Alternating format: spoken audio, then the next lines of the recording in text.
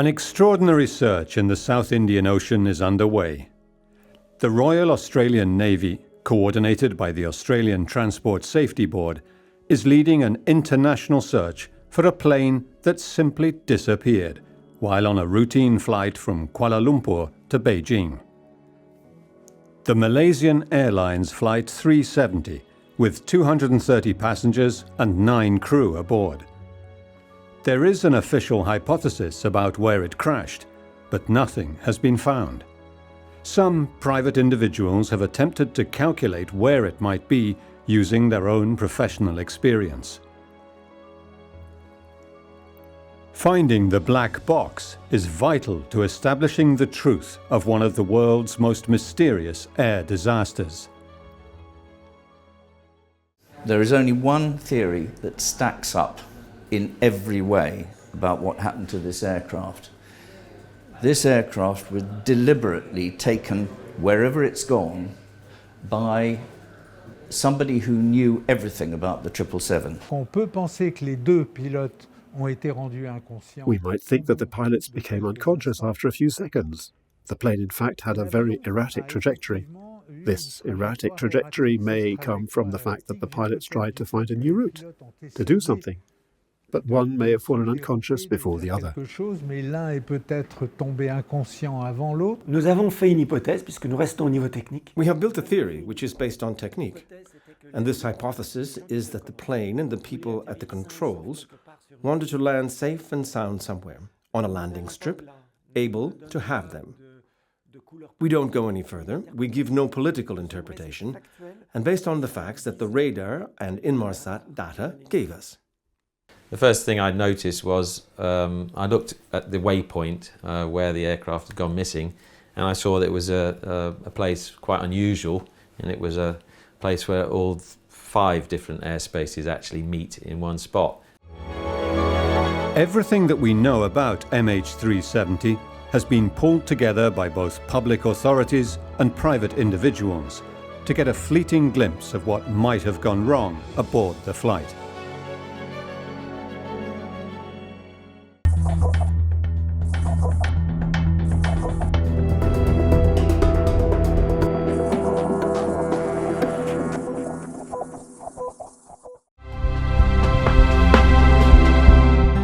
It is the evening of the 8th of March 2014. The flight for Beijing is ready for departure. There isn't a cloud in the sky, and 153 Chinese, 38 Malaysian, and a mix of other nationalities, including 2 Italians, are preparing for their flight to China. Captain Zachary Ahmed Shah and his co-pilot, First Officer Farik Abdul Hamid, are in the cockpit. They have been through security and are preparing the plane for takeoff. Neither has shown any sign of mental stress. Both have families and enjoy the prestige of flying for one of the best airlines in the world. What happened on board MH370 remains one of the great mysteries of aviation. Bernard Chabert is an internationally renowned aviation journalist and has investigated aviation accidents for the last 50 years. Un avion en parfait état, a priori piloté par des gens sérieux, compétents, qui volent dans une compagnie aérienne qui a... It was an aircraft in a perfect state, piloted by serious people, competent people who fly for an airline that has a good reputation, especially in Southeast Asia. An airline that's an example, an old airline, a traditional one that knows what it's doing. The flight takes off around midnight. The weather's good. There's nothing special. It's not a long flight either, several hours. A flight to China that crosses airspaces that are not dangerous either weather-wise or geopolitically. A priori, pas dangereux sur le plan météo, sur le plan géopolitique, bon. In the initial report presented by the Malaysian government, the exact route followed by MH370 is accurately traced. But understanding the sequence of events, even partially, was not easy. The flight took off at 0042 Malaysian time, or 1642 Coordinated Universal Time, the time measure used by the investigation. It rapidly rose to 35,000 feet, or 10,500 meters, and headed directly for Beijing. 370, we are ready, requesting flight level 340 to Beijing. The flight was due to last approximately 5 hours. Just after 1:20 a.m., the aircraft left an area of Singapore's air traffic responsibility delegated to Malaysia, at a waypoint known as Igari. As he entered the Ho Chi Minh air traffic control area, Zahari Ahmed Shah said goodnight to Malaysian air traffic control. Malaysian 370, contact Ho Chi Minh 120.9. Good night. Good night, Malaysian 370. David Learmount is a civil airlines expert for Flight International magazine. A whole lot of simple things happened in a few moments, just as the aircraft's captain called Kuala Lumpur Control and said good night, and was told to call Ho Chi Minh City Air Traffic Control. He then the transponder on the aircraft went off, okay? So let's say one of the pilots turned the transponder off so it could no longer be seen by Kuala Lumpur. And they would have thought, that's a bit odd, but he's talking to Ho Chi Minh City. But of course he didn't call Ho Chi Minh City. What he did do was he turned quite sharply to the left. MH370 disappeared from the air traffic control radar that traces the signals sent out by the aircraft's transponder with its individual call sign. Former Eurocontrol project manager and member of the CAPTIO group of investigators into the mystery, Jean-Luc Marchand, understands exactly what this means. You have to understand what was going on in the mind of the air traffic controller.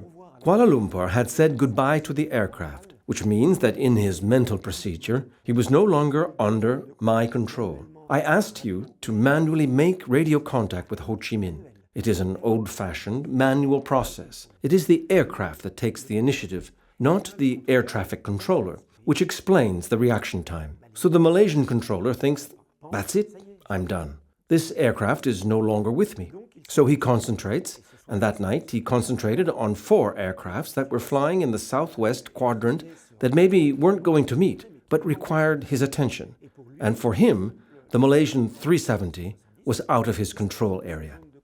The civilian air traffic control services lost sight of the aircraft because they rely on what's known as secondary surveillance radar. Basically, their radar sends out an interrogation signal, and a transponder on the airplane answers it and says, I'm here and this is me, identification.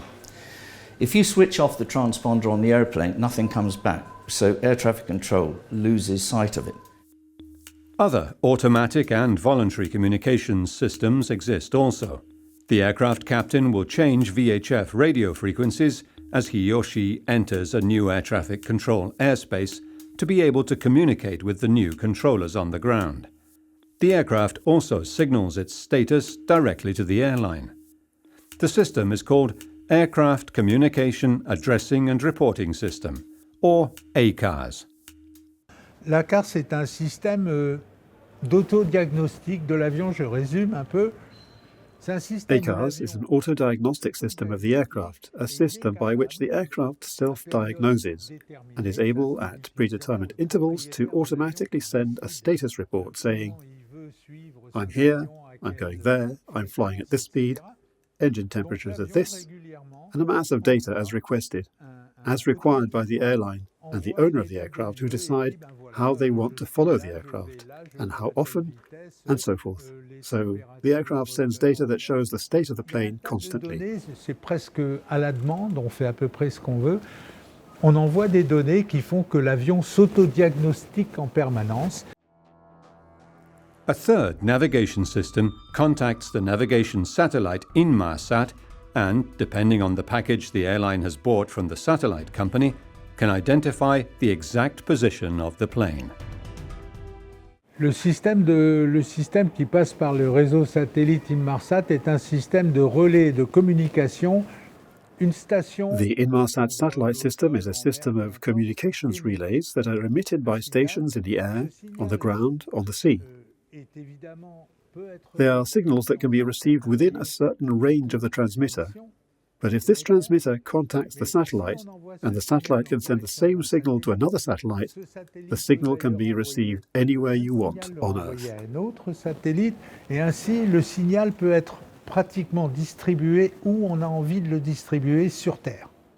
At 1:20 hours local time on the 8th of March 2014, all these communications ceased to function.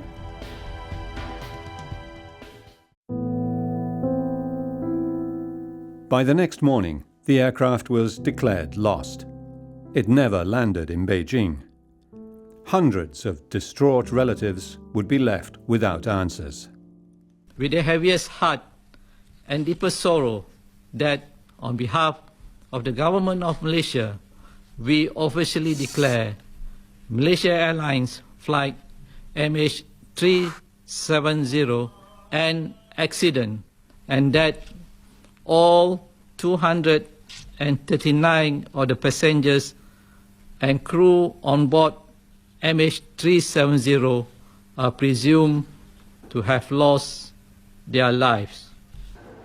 This aircraft didn't disappear in one click. It disappeared over a couple of hours. Okay? It was being watched. The military, who use other forms of radar, mainly primary radar, they did not lose sight of it. They were watching it for some time, and they watched the aircraft virtually do a 180-degree turn and fly along a line precisely between two areas of air traffic control responsibility, that's Vietnam's and Kuala Lumpur's responsibility, so that each side thought the other side had responsibility and nobody questioned what was going on. It was the beginning of one of the most tragic aviation mysteries of all time. Had the aircraft crashed into the South China Sea? It took a week for the Malaysian Air Force to volunteer the information that MH370 had been tracked by military radar. In fact, the flight flew right over Penang and northwestwards out over the Andaman Sea before disappearing. What could possibly have happened aboard? Les militaires, s'ils surveillaient bien, et ils ont dit qu'ils avaient vu effectivement l'avion. The military, if they had been watching and they said they had seen the plane, at that point could not understand that the four segments they had seen on their radar and their echo radar were the same aircraft. Only a person could make that connection. And if the controller did, then, as he said in his report, he did not consider the aircraft as a threat. And rightly and cleverly, the aircraft flew along the frontier between Thailand and Malaysia, making each side think that it was under the other's control. De contrôle thaïlandais et malaisien, que c'était l'autre qui contrôlait. One of the people determined to find the plane is Simon Hardy, himself a Boeing 777 pilot and instructor. It was only when the first report came out saying that they had really no way of finding where it was that I became interested. And the first thing I noticed was I looked at the waypoint where the aircraft had gone missing, and I saw that it was a place quite unusual, and it was a place where all 5 different airspaces actually meet in one spot. 6 weeks after the aircraft disappeared, the satellite company Inmarsat was able to come forward with information of its own. The aircraft's Inmarsat receiver contacted the Indian Ocean satellite 7 times, beginning at 2:25 local time, an hour after the aircraft had disappeared, signaling that the system was booting up, proving that it had been turned off beforehand. Our interpretation is that when the aircraft's electricity was cut off, or that someone aboard turned off the electricity, there are 2 ways. There's the electronic bay, that is under the cockpit, that someone could have got into on the ground and stayed there during the flight, as it's pressurized, heated, habitable, and decide to open the main electricity disjunctors that turns the electricity off. What happens? The RAT, or a turbine, a little windmill, is deployed from the aircraft and produces a small amount of electricity, but enough to fly the plane, and enough hydraulics to activate the controls. The system sent out an interrogation, that is, the satellite sent out an interrogation from time to time and got a vestigial response. It wasn't a response that contained much detail, but geometrically the satellite could work out at what range from the satellite that aircraft was. Now, the range means it's anywhere on a big circle. Those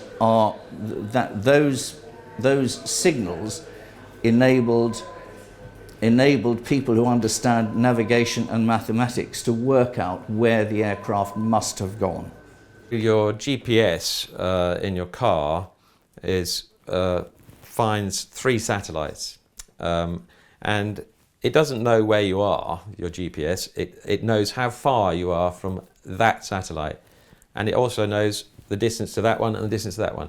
So in its brain, in your GPS, it then draws 3 circles, and where they intersect is your position, and then it puts it on a map. So in this way, we've got, if you look at these 7 circles, they're the sort of GPS distance circles, but we've only got 1 satellite. We haven't got the 3, so there's no intersection of 3 lines to show you where you are. You've just got a circle, and you're somewhere on that enormous circle. The satellite provided 2 types of information. The burst time offset is the time it takes for a signal to leave the ground station and reach the aircraft via the satellite, which gives an arc of possible locations. Another set of data, burst frequency offset, is derived from the difference between expected and real speed of delivery of the return signal, which varies due to a Doppler effect caused by the plane's and the satellite's movement. For each Inmarsat signal, we have 2 values, the BTO and the BFO. The first gives us a position on a sphere that isn't necessarily the terrestrial globe, as it is also in altitude. The second gives us an indication of the movement of the plane at that moment in time. Is it climbing or descending? How come? Because the aircraft has a system of frequency compensation that compensates the Doppler effect, that is imperfect, and this error tells us whether the aircraft was climbing or descending, and whether it was approaching or distancing itself from the satellite.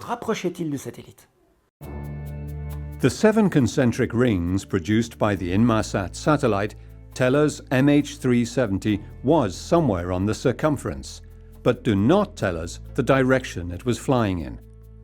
However, the BPO values did help identify the route and the altitude. La sortie des radars malaisiens montre une précision. The Malaysian radar signal shows an extremely calm, precise execution of the flight, and the turn-off course shows that the pilots were professional and executed it manually, and clearly were not panicking.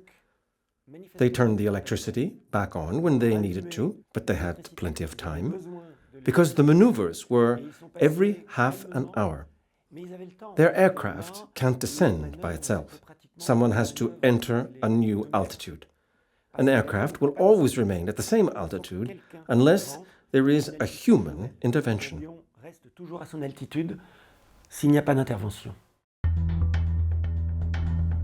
In the meantime, a number of safety issues were coming to light, together with various theories as to what might have happened on board. 2 travellers on Italian passports were found to be Iranian refugees who presented false passports. But the hijacking thesis was quickly discarded when the 2 Iranians were identified. However, another terrifying hypothesis came to light.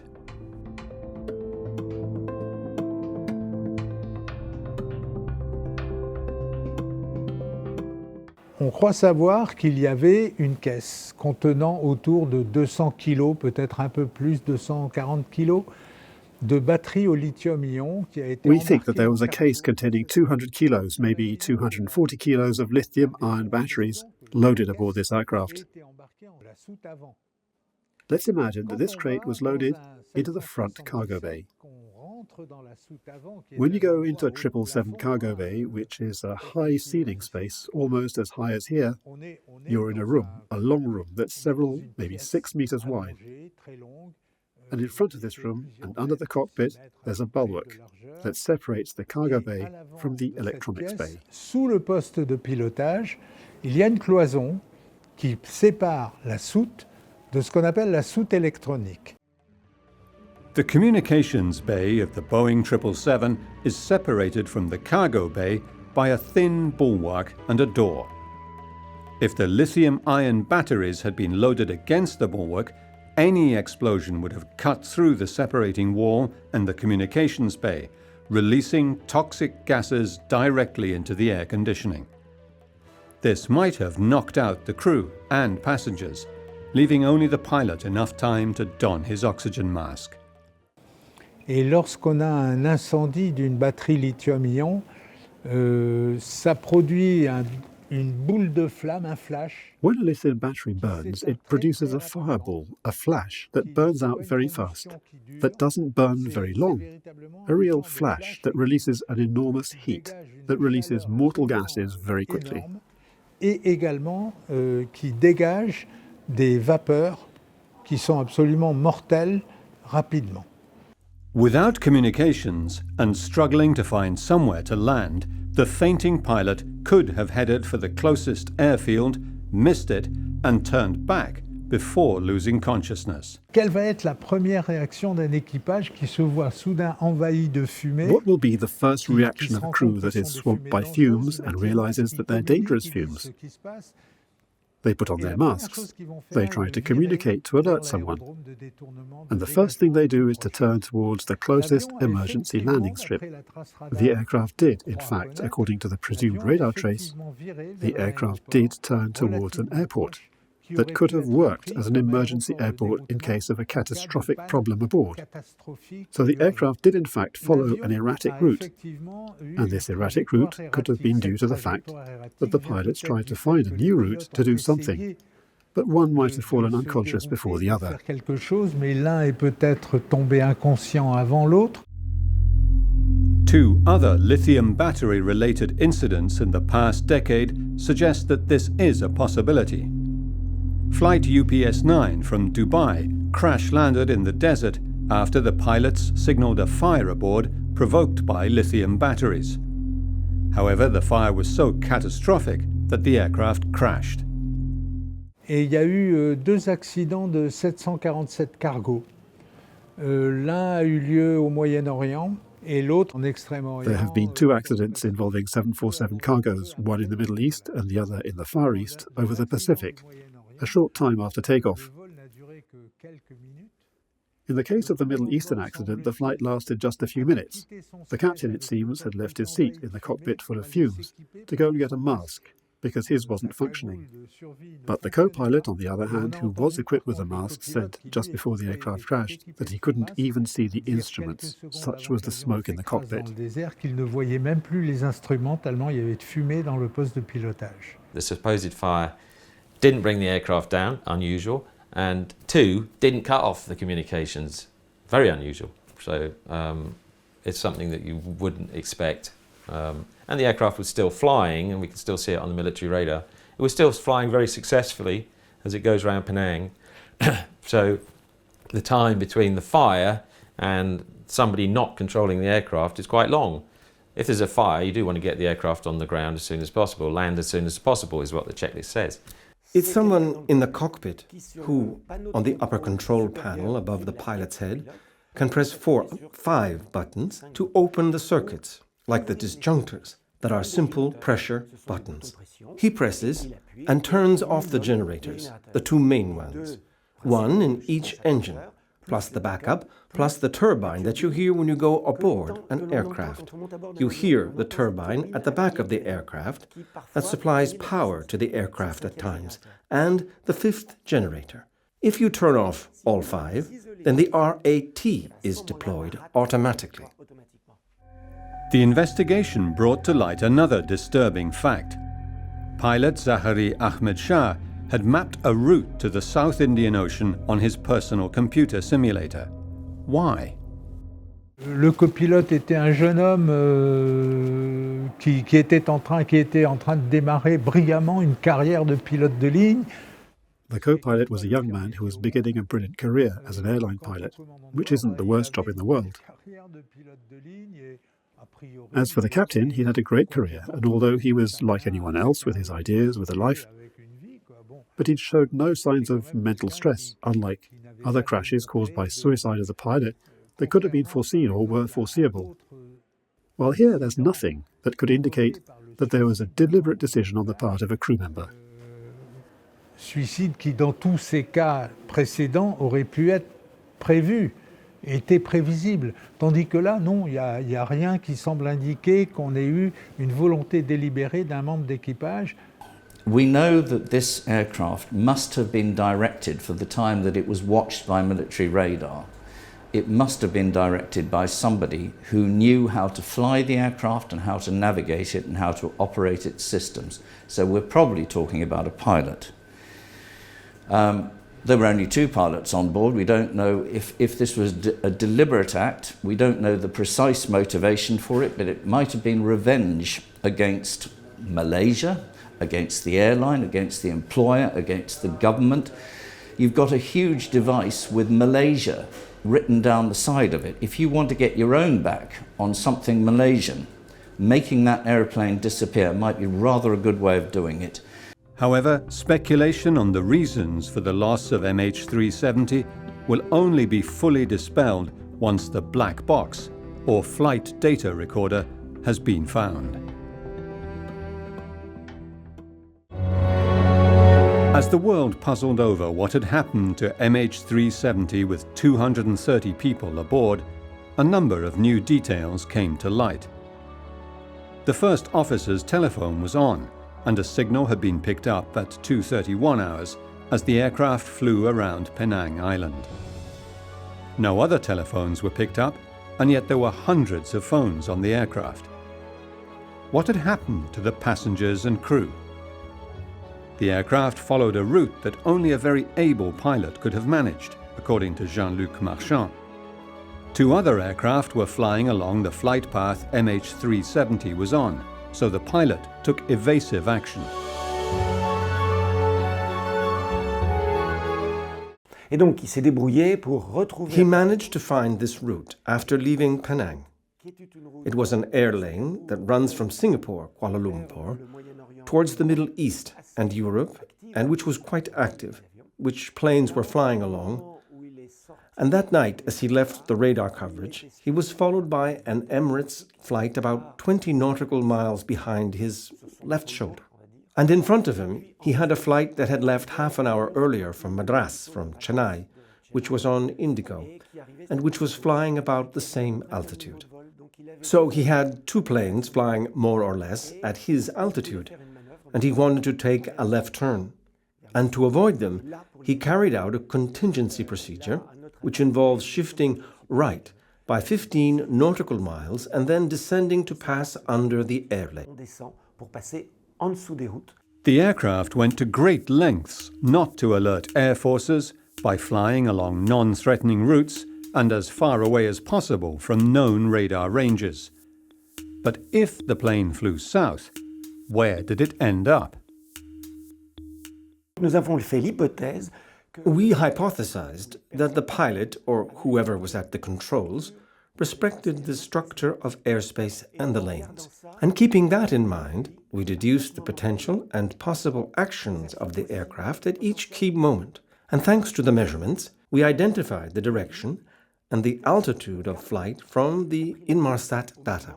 So we interpreted the data to find the trajectory, and this gave us a trajectory that was descending between 1825 and 1840, before turning south to fly under the air lanes, remaining at altitude 270, to go around the secondary radar of Sebang, and then he flew south, so changed heading, and then he flew under 2 air lanes that are lower. Calmement est descendu pour passer sur 2 routes qui sont plus basses.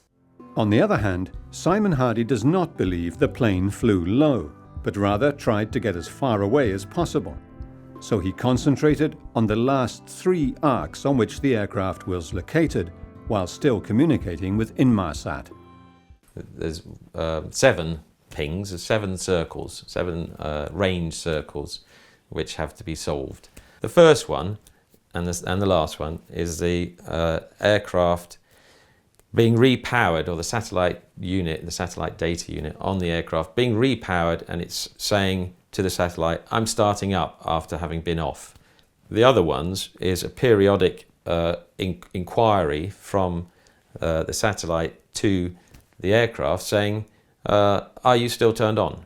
So that's why these arcs are an hour apart from one, which is the ones I use later, is an hour and a half apart, because there's a telephone call that comes in at the moment when it would have been sending the inquiry, the hourly inquiry. The information Simon Hardy was looking for was direction and speed values that were compatible with the plane taking an hour to fly between the 5th and 6th arc and 90 minutes between the 6th and 7th. Most of my lines, when I drew them on this big map here, were pretty much parallel. I didn't know which one was correct, but I was finding something out. I was finding out that the track of the aircraft during those 2.5 hours was somewhere between 188 degrees and 192 degrees. Now Simon had to find the speed. The aircraft has to fly down from up near the tip of Sumatra. It has to get to these various points on the last section. It has to get there. And so what I did then was say, okay, the distance from there to there, or the time from there to there, is 3 hours and 5 minutes. It has to get there. So what's the speed of it from there to there? One of these lines will be no speed change between the 3 hours and 5 minutes and the next bit, which is drawn down here. So then that was the next process was, okay, what is the constant speed line of all these lines? And they're crossing over and nicely in the opposite direction. So which is the constant speed line? So I did my calculations. I found the constant speed line, which was 488 knots. The constant speed line that connected the distance between the 5th and 6th arc and the 6th and 7th indicated a speed that Simon had seen often. Unlike a car, and in cruise, an aircraft goes pretty much at the same speed day in, day out. And so for the last 15 years, I've been seeing 488 knots in front of me as I'm in cruise on my 777. So the fact that it was telling me the constant speed line is 488 knots, that's astounding. That tells me not only that I'm making progress, but maybe the aircraft that made this line was a 777 rather than a 737. If the aircraft was flying at 488 knots along those lines, what course would it have taken to reach the place it disappeared from radar coverage in 3 hours and 5 minutes from its last sighting? So at that point, I then transferred from this map, where you can't see, this is a long way away from the tip of Sumatra. So I then transferred my affections onto Google Maps, drew the little line down here, which is the 488 between 4, 5 and 6, and joined it up, the 3 hours, 5 minutes, to see what the difference in the angle was. Well, there wasn't a difference in the angle. It's a straight line. That was the second part where I'd say, oh goodness, I'm onto something here. Plus votre vol en moyenne va être lent, plus l'avion... The slower the plane flies, the more its route will curve to the east, so it will end up further north than the areas searched, that were searched assuming a straight line. If you assume a high speed, then the straighter the line and the more it will take a southerly route. It's inevitable. In our case, our trajectory is descending, bit by bit, so the speed of the plane is slower and slower. That's inevitable. So our trajectory aims towards Christmas Island. Other groups, such as the ATSB, for example, say that they think it flew at a constant speed. Because at that altitude, you need to fly relatively fast to fly at all. So, inevitably, their heading is much more southerly. Et ben donc, du coup, leur trajectoire est beaucoup plus au sud. That little line down here in the southern Asia could have been pointing at Bali or India or anywhere, But it wasn't. It was pointing directly at the place where the aircraft turned south. However, it is the last part of the route that is so difficult to estimate. The Inmarsat transmitter was rebooted, but never told the satellite it was ready. At some time within those 3 minutes, the aircraft was no longer flying. The Royal Australian Navy and the Malaysian government joined forces to search for the aircraft and launched the most expensive search and rescue operation of all time. The resources placed at the disposal of the operation were impressive, but the size of the area was also awe-inspiring.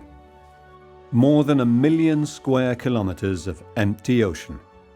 The search continued for 4 years, and then the private oil prospecting company Ocean Infinity offered a success fee deal to find the plane.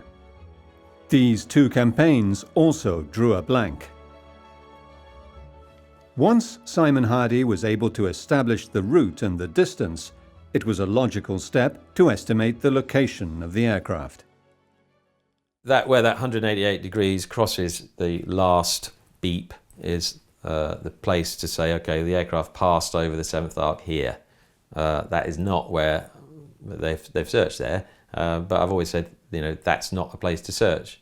Where the 7th arc is where the aircraft is saying, it's another indication that the satellite unit is working. It's actually a start-up again. But it's saying Windows starting. So it's working. So the 7th arc, all these complicated things inside the aircraft are working.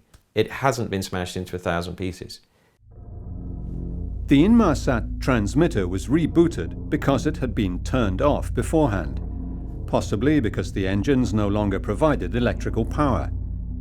It never sent a message to say it was ready. In those 3 minutes, the aircraft was no longer flying.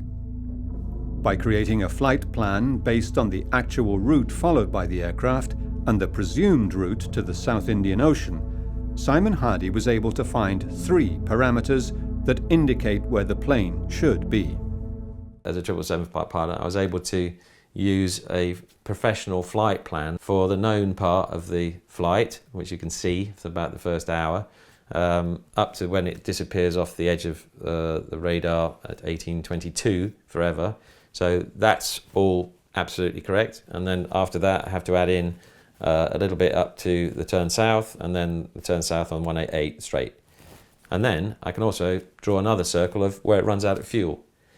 So I've got 2 circles, I've got 2 lines, 188, 7th arc, and now I've got another arc, which is the range circle. So those all cross in almost the same place. They cross in about 27 nautical miles from each other, which is, again, that's extraordinary. I couldn't make it up. According to this theory, pilot Zahari Ahmad Shah was alive and piloting for the whole period of the flight, from where it disappeared off the radar screens to its final descent. It is a terrifying idea. The French former Eurocontrol expert has a different theory. We don't know how whoever was in control actually introduced the data into the flight computer to indicate the next point. Did they introduce a flight plan, or did they do it point by point? So if it was a flight plan and they had indicated Christmas Island, we have to take into account that the predictions of the flight computer are not perfectly precise, and it gets more accurate as it draws closer to the destination. Our flight simulator continued to tell us that we had enough fuel to get there, up to 200 nautical miles beforehand, and then, as we drew closer, told us we wouldn't make it. How could the pilot have got away with it? There was a crew and there was a co-pilot. The most obvious way to disable the passengers would be to do a depressurization, which can easily be organised. We have switches to prevent it. So it's usually done by the aircraft, is automatically doing pressurization. But if that goes wrong, we have some switches. You can go to manual opening of outflow valves. There's a big, about this size, outflow valves on the side of the aircraft, one at the front, one at the back, and we can manually control them. So if you wanted to do a depressurization for some reason, you can do it. As the pilot, you have full control over the aircraft. So that would be the easiest way to disable the passengers and the crew. One of the reasons Simon Hardy is so convinced that the aircraft was deliberately taken off course is a strange maneuver it carried out over the island of Penang. The aircraft does a strange turn around Penang. That was another one. It took me months to think about that one, in that it doesn't go directly over the airport. So I was thinking, why is it staying away? It's staying a few miles away, but it does a very shallow turn all the way round the southern waters of the island. And then after a while, I remembered that I'd done this sort of maneuver myself when I wanted to look at something. It was Ayers Rock. So I want to look at something. So I thought, oh, somebody's looking out the window. Somebody's looking at something. And so that's when I came down here and I typed in where the crew from? Where's the first officer from? It's from Selangor.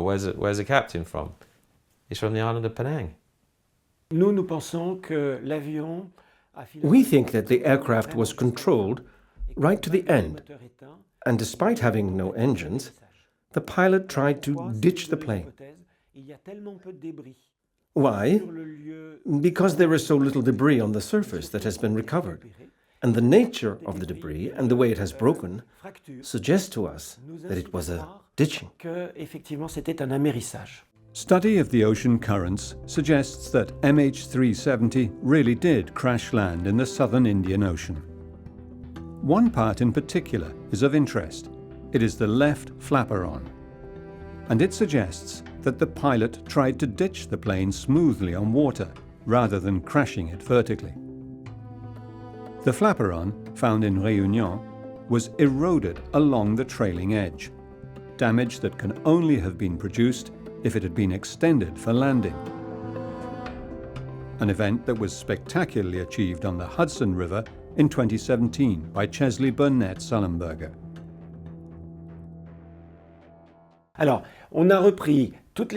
We took a look at all the depressions that crossed the potential path of the debris, and there were about 15, of which one was very important, and that is Gillian. Just a few days after the crash, and that's determining because it took the debris very far south for several days, and then pushed them westwards, which makes the point that we have found as the aircraft's crash site plausible. So we projected this debris and saw where they would land, and in fact the data suggested La Réunion Island over the times observed, and the coast of Madagascar and Africa over the same time. Simon Hardy's calculations did not end with an approximate place of ditching. He continued to look at the data available and at the area where he thinks the plane might be. When I started drawing the final resting place of the aircraft, which ends up with the shape of a piece of cheese, I saw that there was a dark line running through this piece of cheese from the tip of it to the curved edge, running right through it like a spine through it. And I had no idea what that was. It was another coincidence, so I then looked it up, and it's called the Halevinch Fracture Zone. It's a big trench. It's 4,500 meters deep. It has seismic activity. As somebody who was planning to make an aircraft disappear, if that's what's happened, this would be an ideal place to put it. According to some reports, there is a final twist in the story of MH370. Shah received a telephone call on his own cell phone half an hour before takeoff. It was made from a phone using a SIM card that had been bought by a woman using a false identity. However, the telephone that used that SIM card has been identified, but that identity has not been released by the Malaysian government, nor where the telephone call was made from. The SIM card made that one single telephone call. Who made it and what was said will never be known, even in this day and age of high-tech and ubiquitous personal information, nor will the reason why one of the largest and most sophisticated aircraft available today disappeared over the most remote area of the Earth. The mystery will continue, unless the aircraft is found and its flight data recorder retrieved, as the relatives of the 230 passengers and crew aboard MH370 earnestly hope.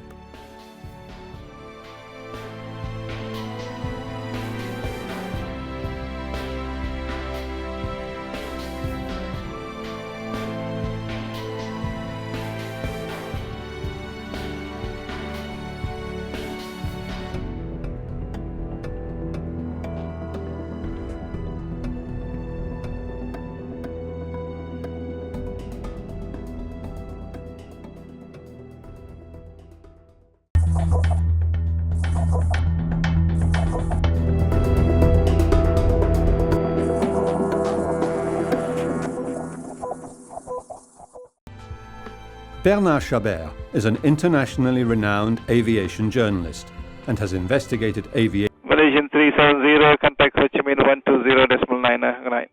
Good night, Malaysian 370.